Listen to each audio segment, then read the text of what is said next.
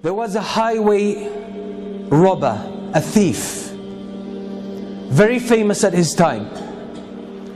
He was in love with one girl, and he had the habit of sneaking into her house some way and watching her, observing her for some time.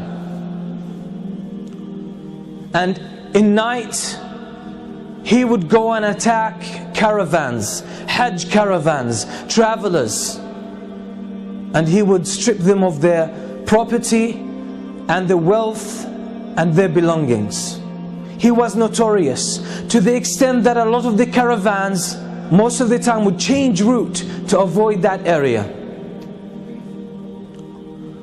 One night he climbs up the wall of the house of that girl that he loves, and he sneaks into the house, and as he was making his way into the house, someone was praying Qiyam al-Layl. Someone was standing before Allah subhanahu wa ta'ala and praying at night alone, reciting the words of Allah subhanahu wa ta'ala, أَلَمْ يَأْنِ لِلَّذِينَ آمَنُوا أَن تَخْشَعَ قُلُوبُهُمْ لِذِكْرِ اللَّهِ. Hasn't the time come yet for the believers that their hearts pay heed and feel humility to the words of Allah? Hasn't that time come yet?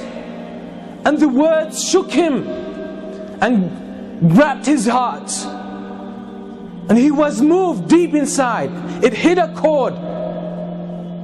He started thinking about these words, and he forgot the main reason why he came to this house. And the only response that was on his tongue, his spontaneous response, was Bala ya Rabbi qad an. Indeed, my Lord, the time has come. And that moment he changed. So he went out of his house, roaming aimlessly, contemplating his life, contemplating his past, his behavior, his reputation, and his future, and his relationship with Allah. He ended up with a group of people who gathered together, and they lit a fire, and there were travelers, strangers. He asked their permission to join them. He sat with them, and they were disputing whether to spend the night there or to carry on their journey. And one of them said, we should stay here because there's that famous thief, that famous robber. That's his area, and if we carry on traveling, he might jump on us, and we'll be in trouble. So let's spend the night here, then we will set off in the morning. And the name they mentioned, the name of that thief, was this very person. It made him think to himself, what did I do that people fear me that much?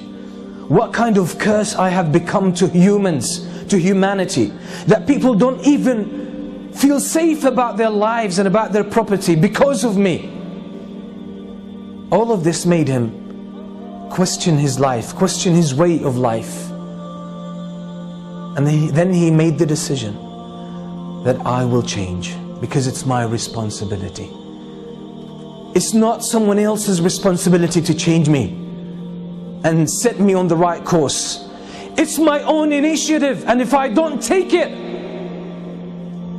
it might never happen, and I will face the consequences on the day of judgment. And that's exactly what he did, and he became one of the famous scholars, one of the famous worshippers in the history of Islam, and that's Al-Fudayl ibn Iyad. That's the story of Al-Fudayl ibn Iyad. Until today, the books that talk about our relationship with Allah subhanahu wa ta'ala, how to purify ourselves, how to become better Muslims, better believers, have dozens of his beautiful statements full of wisdom. Who was one day a thief, famous one. What does that tell us? Is that it's our responsibility to change. Life in general is about change. The whole story of life is a game of change. You will never be the same person next year. You'll be different. But the question is, which direction have you taken? That's what Imam Shafi'i used to say. There's no standstill in this world. There's no standstill in this life. You can't stay who you are. You're either moving forward or going backward. So if you are not keen about moving forward, you'll find yourself going backward. Because if you don't change yourself, Shaitan is working full time to change you. That's his vow. That's the goal of his life.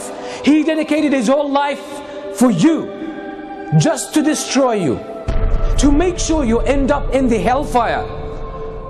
So if you don't counter that, his momentum will carry you, or you will get carried away, and he will take you in the direction he wants.